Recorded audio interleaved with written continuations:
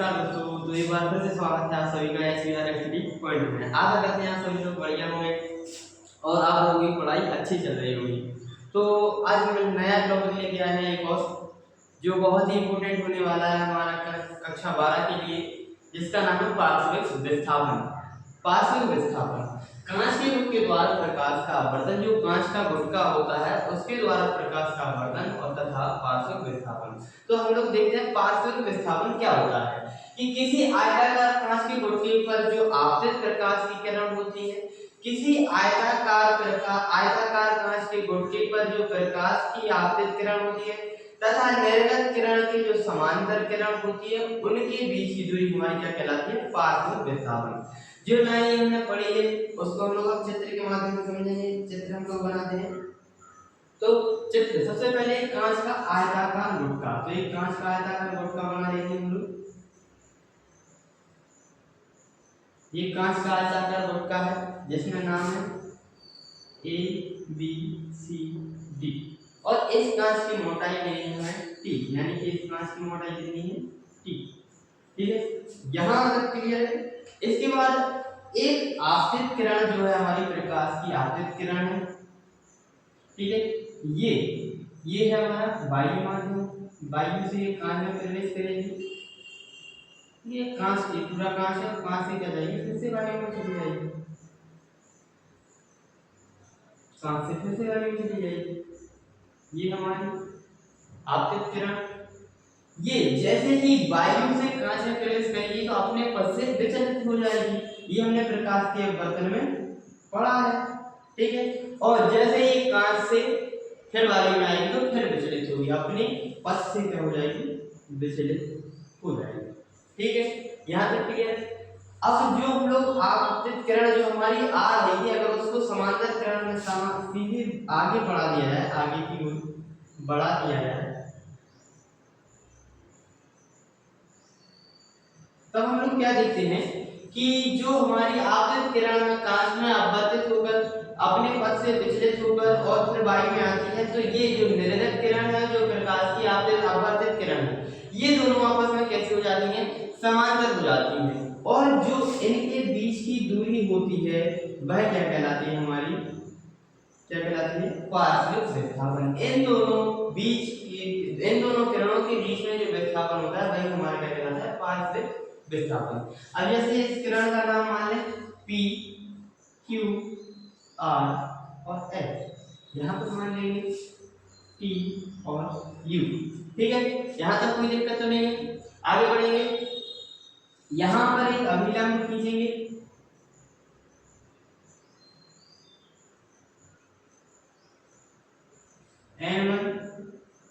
N1 dash, और एक अभिलंब यहाँ पे खींचेंगे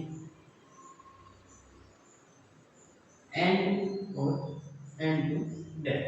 यहाँ तक समझ में आ गया होगा आप सभी को। अब हम लोग इसकी व्याख्या लिखेंगे, जो चित्र में है उसी को पूरा लिखेंगे, उसी के अनुसार होगी व्याख्या।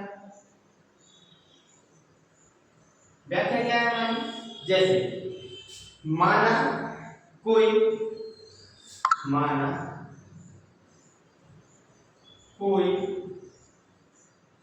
T मोटाई का आयताकार कांच का गुटका ABCD है। ठीक है, यहां तक कोई दिक्कत तो नहीं। जो हमारा कांच का गुटका है ABCD है तथा इस पर आपतित प्रकाश किरण, इस पर आपतित प्रकाश किरण PQ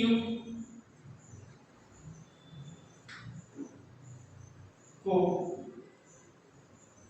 दूसरे माध्यम में PQ है तथा इसको आगे बढ़ाने पर यह कांच में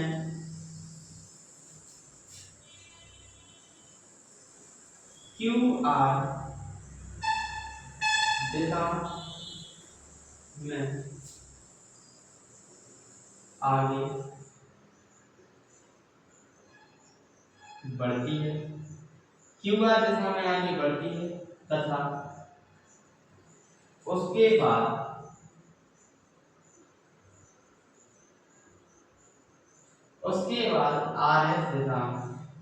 आर एस दिशा में बाहर वायु में चली जाती है। बस इतनी है इसकी व्याख्या। तथा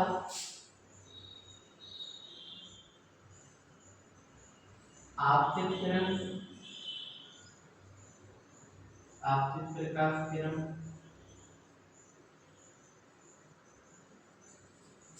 तथा निर्गत समांतर किरण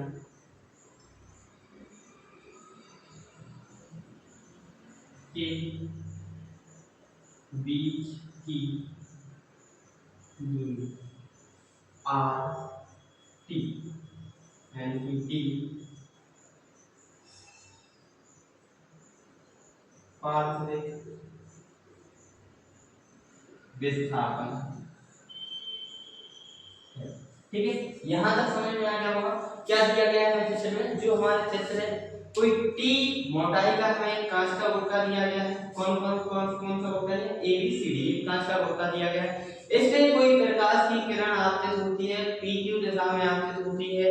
जैसे ही कांच में प्रवेश करती है, हम लोग प्रकाश का अपवर्तन समझ पहले ही पढ़ के आए हैं कि एक माध्यम से दूसरे माध्यम में प्रकाश की किरण प्रवेश करती है तो वह अपने पथ से क्या हो जाती है?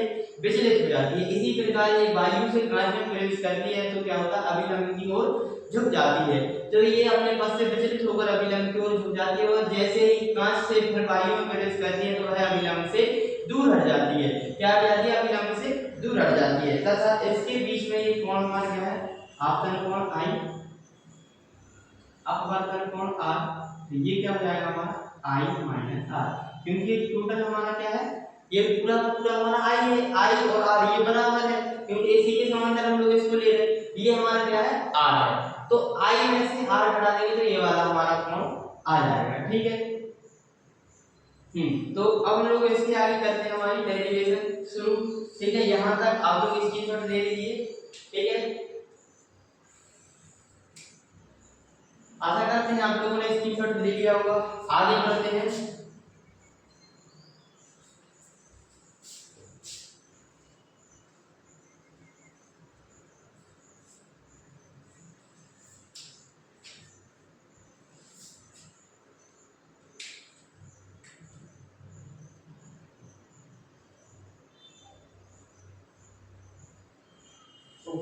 इसकी हम लोग डेरिवेशन के लिए सबसे पहले पॉइंट हमें कुछ नहीं, जो इसमें है उसी के अकॉर्डिंग हम लोग पूरा करने वाले हैं।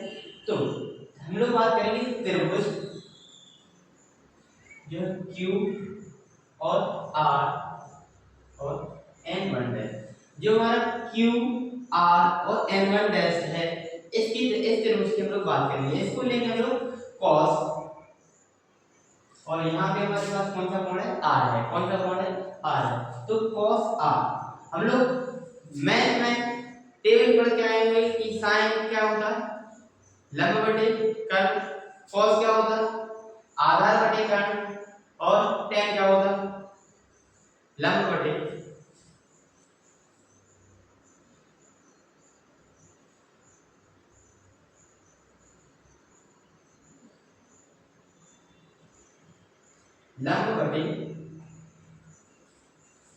तो हमारा tan क्या होता है? लंब बटे आधार। ठीक है, तो cos हमारा क्या है? cos होगा हमारा, cos क्या बराबर में होता है? आधार बटे कर्ण। क्या होता है हमारा? आधार बटे कर्ण। ठीक है, तो इसमें हमारा आधार क्या है? देखो यहाँ पे 90 डिग्री का कोण बनना, यहाँ पे भी 90 डिग्री का कोण बनना। हम लोग त्रिभुज की कौन से त्रिभुज की बात कर रहे हैं? Q R और N1 डैश। ठीक है, ये जो भी जहां पर हमें कोण दिया रहता है, कोई भी एक कोण, ठीक है, उसके सामने वाला हमारा क्या कहलाता है? लंब। क्या कहलाता है? लंब। और जहां पे 90 डिग्री का कोण दिया होता है उसके उसके सामने वाली है क्या कहलाती है हमारी कर्ण। क्या कहलाती है कर्ण। और जो हमारी रेखा बनती है वो कहलाती है हमारी क्या कहलाती है आधार। क्या कहलाती है आधार। ठीक है, तो यहाँ पे cos बराबर क्या होता है आधार बटे कर्ण। तो यहाँ पे हमारा आधार क्या है Qn1 डैश। क्या है आधार Qn1 डैश अपॉन में कर्ण क्या है कर्ण हमारा Qr। क्या है Q और R। ठीक है, Qn1 डैश का हम लोग मान रख देंगे तो क्या आ जाएगा हमारा मान रखने में क्या आ जाएगा Qn1 डैश। Qn1 डैश इसका मान कितना है हमारा इसकी चौड़ाई कितनी है t अपॉन में Qr। Qr की हमने वैल्यू ले ली है कोई दिक्कत नहीं है आराम से Qr हम लोग लिख देंगे। तो ये हमारा समीकरण नंबर कितना हो जाएगा समीकरण नंबर 1 cos थीटा बराबर आधार बटे में कर्ण। ठीक है, आगे बढ़ते हैं। अब हम लोग बात करेंगे त्रिभुज QTR। कौन से त्रिभुज की बात करेंगे QTR। ठीक है, यहाँ पे होगा sin और कोण में क्या दिया गया I माइनस R। क्या दिया है कोण में I minus R sin I minus R बराबर sin बराबर क्या होता है sin कितना बराबर लंब बटे में कर्ण। ठीक है, लंब बटे में कर्ण। तो यहाँ पे लंब क्या है इस वाले त्रिभुज कौन से त्रिभुज QTR। इसमें हमारा लंब क्या है इसमें लंब है हमने बताया जो भी कोण दिया रहता है 90 डिग्री से कम वाला कोण जो दिया रहता है उसके जैसे सामने वाली जगह क्या कहलाती है हमारी लंब। तो लंब क्या है यहाँ पे हमारा RT अपॉन में कर्ण क्या है QR। क्या है कर्ण QR।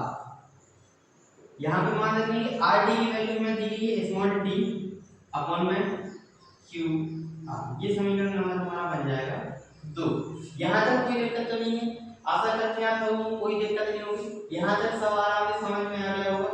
ठीक है, अब हम लोग बात करते हैं समीकरण 1 बार 2 से। समीकरण 1 बार 2 से। ठीक है, समीकरण 1 बार 2 से क्या हो जाएगा हमारा sin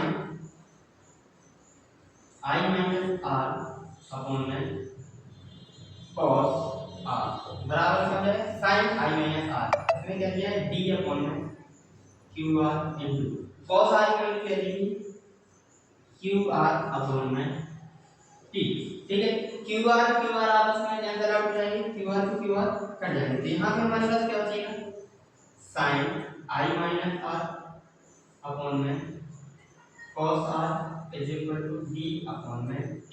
और यहाँ पर हम लोग जो बात कर रहे हैं पार्शियल विस्थापन की बात कर रहे हैं तो यहाँ पे हमें फॉर्मूला क्या निकालना पड़ेगा d।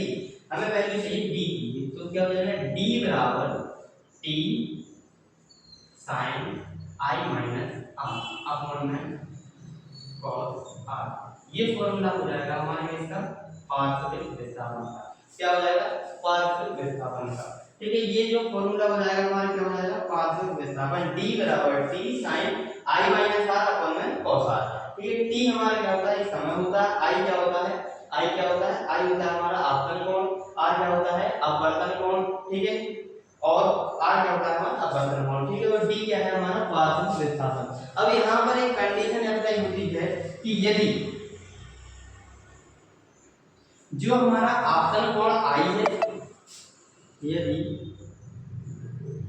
आपतन कोण I छोटा है तब क्या है जो हमारा अपवर्तन कोण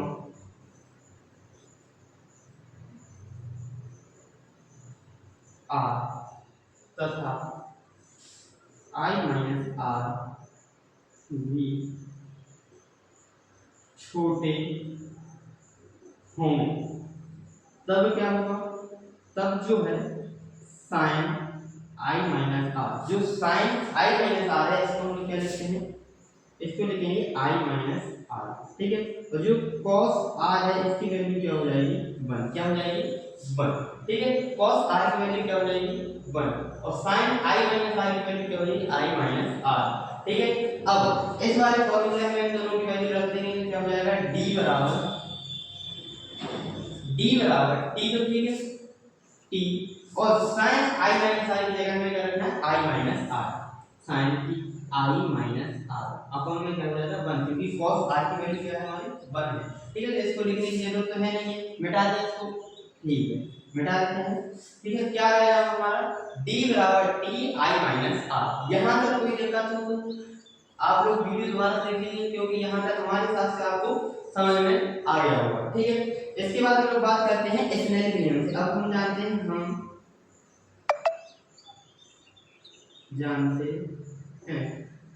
स्नेल के नियम से।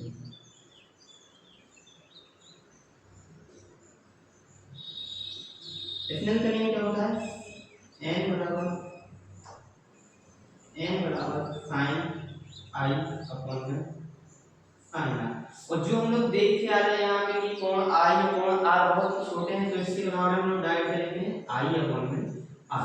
ठीक है, आई अपॉन में आर। और यहाँ पे हमें आर दिया गया है, इसलिए हमें यहाँ पे किसकी वैल्यू चाहिए, आर की। ठीक है, तो आर बराबर क्या हो जाएगा हमारा, आर बराबर क्या हो जाएगा आई अपॉन में एन। क्या हो जाएगा आई अपॉन में एन। ठीक है, ये आ गया। ठीक है, यहाँ तक आ गया होगा आपको समझ में। यहाँ से आई अपॉन में आर, तो आर की वैल्यू हम लोगों ने लगा दी यहाँ पे, तो आई अपॉन में क्या हो जाएगा हमारा एन। ठीक है, यहाँ तक क्लियर। इसके बाद हम लोग बात करते हैं किसकी, आई अपॉन में एन, इसकी वैल्यू हम लोग किस में रखेंगे, डी में। अच्छा, इसको समीकरण मान लेते हैं, समीकरण 1 2, ये हमारा समीकरण नंबर हो जाएगा 3 और ये समीकरण नंबर हो जाएगा 4। ठीक है, अब आर की वैल्यू, आर का मान समीकरण 4 में रखने पर, समीकरण 4 में इसका मान रखेंगे तो क्या हो जाएगा d बराबर t और ब्रैकेट में i माइनस की i अपॉन में n। r की वैल्यू क्या हो जाएगी i अपॉन में n। ठीक है, r की जगह क्या रखिए i अपॉन में n।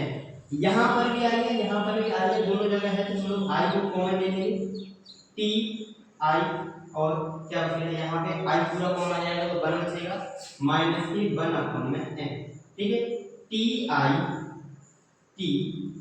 1 माइनस के n, 1 माइनस के 1 अपॉन में n। तो ये हो जाएगा हमारा, क्या हो जाएगा पार्शियल विस्थापन का समीकरण। एक ये समीकरण निर्धारित हमारा, इससे भी सवाल आते हैं और यहाँ से भी निर्धारित सवाल आते हैं। ठीक है, तो d बराबर क्या हो जाएगा, इसके अलावा एक और बनेगा टी आई और ब्रैकेट में क्या बन जाएगा n माइनस 1 अपॉन में n।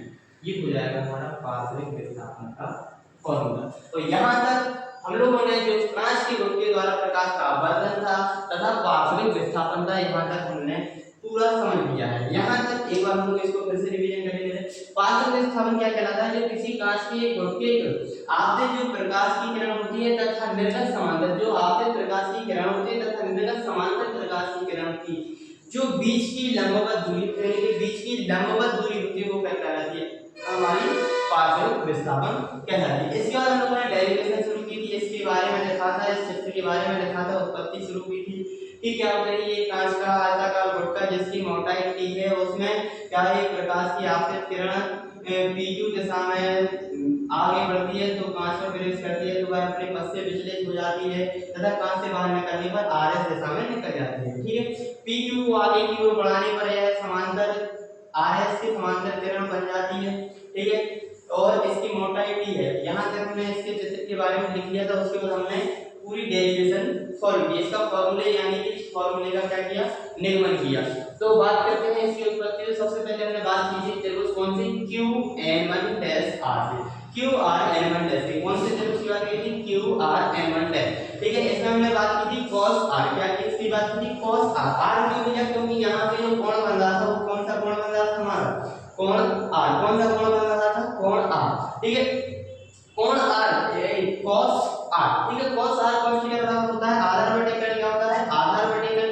यहाँ पे आधार हमारा क्या है, आधार था QN1 डैश, आधार क्या था QN1 डैश, और जो कर्ण था कर्ण क्या था QR। ठीक है, QR लिख दिया, QN1 डैश का मान रख दिया, t समीकरण 1 बन गया। इसी की तरह QTR जस्ट सेम उसी की तरह यहाँ पे मैंने साइन लिया, साइन के साथ I माइनस R लिया है क्योंकि यहाँ पे कोण क्या था, I माइनस R।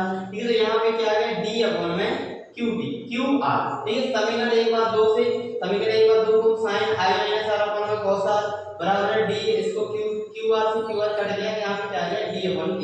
लेकिन हम लोग बात कर रहे थे क्या पार्श्व विस्थापन, जिसको हम लोग स्मॉल d से प्रदर्शित करते हैं, इसलिए हमने d की वैल्यू निकाली। इसलिए हमने किसकी वैल्यू निकाली, d की वैल्यू। d बराबर क्या हो जाएगा t sin i minus r upon में cos r, क्या आ जाएगा d t sin i minus r upon में cos r। इसके बाद बात करते हैं हम लोग, यदि एक कंडीशन थी, यदि आपने कोण जो आपने कोण हमारा i है, यदि वो बहुत ही छोटा है, आपने कोण बहुत ही छोटा है, तब इसका क्या होगा, अपवर्तन कोण भी बहुत छोटा होगा तथा i माइनस r भी बहुत छोटा होगा। तब sin i माइनस r बराबर i माइनस r, ठीक है। sin i माइनस i बराबर हमें क्या रखना है, i minus r। cos r बराबर क्या रखेंगे हम लोग 1, ठीक है। ये वैल्यू पुट करने पर क्या आ जाता है, d बराबर t i माइनस r आता है। हम जानते हैं स्नेल के नियम से, स्नेल के नियम से हम लोग जानते हैं, क्या जानते हैं, स्नेल का नियम हम लोग पढ़ के आए, n बराबर sin a गुणन sin n। लेकिन जो हमें बात की है, यदि आपतन कोण i तथा अपवर्तन कोण बहुत छोटे हैं, इसीलिए हमने sin i की जगह वैल्यू रखी i, sin r की जगह वैल्यू रखी है r, ठीक है। तो r बराबर क्या हो जाएगा i अपॉन में n। अब r का मान हम लोग समीकरण नंबर 4 में रखते हैं, तब क्या आता है d बराबर t i minus i upon में n, और d बराबर t, यहां इन दोनों में से i कॉमन ले लेते हैं, तो क्या जाता है 1 माइनस के 1 अपॉन में n, और d बराबर होता है ti n माइनस 1 अपॉन में n। यहां तक हमारे पास विस्थापन खत्म है। इस पर हम लोग एक दो कुछ इसी प्रश्न पर आधारित सवाल करते हैं, ठीक है। अब हमारा सवाल होने वाला है, एक कागज के ऊपर 3 सेंटीमीटर मोटा कांच का आयताकार टुकड़ा, ठीक है, कांच का एक आयताकार टुकड़ा रख दिया जाता है, तब कांच पर लिखे अक्षर कितने सेंटीमीटर, यानी कि जैसे कोई कागज दिया हमने, एक कागज, उस पर कोई 3 सेंटीमीटर मोटा कांच का टुकड़ा रख दिया जाता है, तो क्या है कि कागज पर लिखे अक्षर कितने सेंटीमीटर, तो हमें जो कागज पर 3 सेंटीमीटर नीचे अक्षर लिखे हुए हैं वो हमें कितने ऊपर उठे दिखाई देंगे। तो इसी के पहले हम लोग एक मतलब अभी हम लोग पढ़ के आए पार्श्व विस्थापन, उसी पर आधारित ये है कि उसकी बीच की दूरी ये कितने उठे हुए या उभरे हुए दिखाई देते हैं। तो यहाँ पे हम लोग करेंगे हल, ठीक है। तो सबसे पहले हमें जो दिया रहता है हमें वो लिखना होता है, क्या लिखना होता है, जो जो दिया गया है, दिया गया है।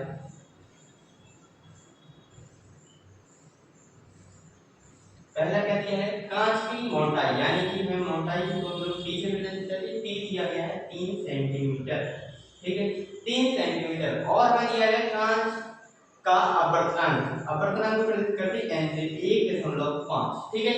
और अब हम लोग अभी फॉर्मूला पढ़ के आए हैं, क्या पढ़ के आए हैं कि d बराबर t i 1 माइनस 1 अपॉन में n, ठीक है।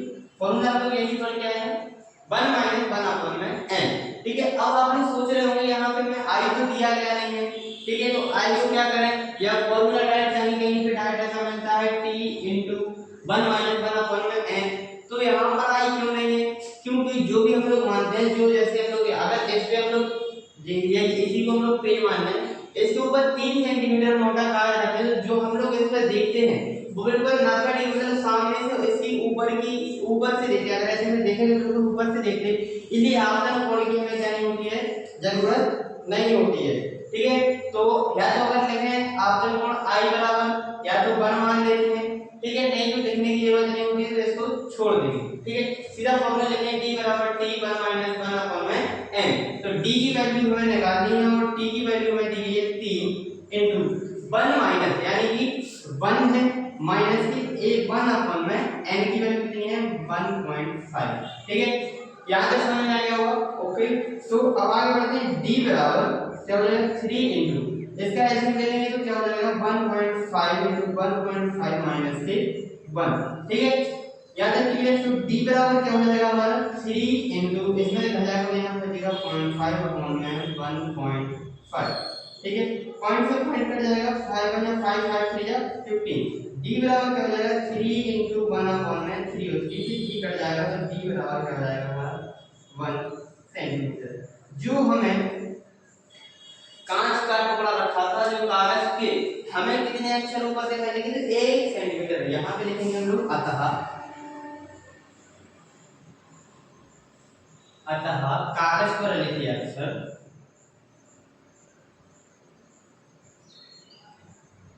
कागज पर लिखे अक्षर हमें 1 सेंटीमीटर ऊपर उठे दिखाई देंगे, ऊपर उठे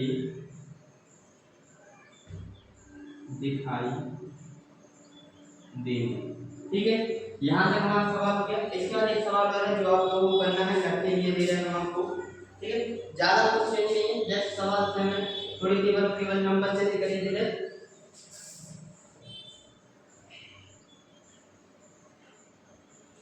ठीक है, सवाल का आवर्तन कहिए जो यहाँ पे हो जाएगा हमारा, यहाँ पे हो जाएगा 5 सेंटीमीटर।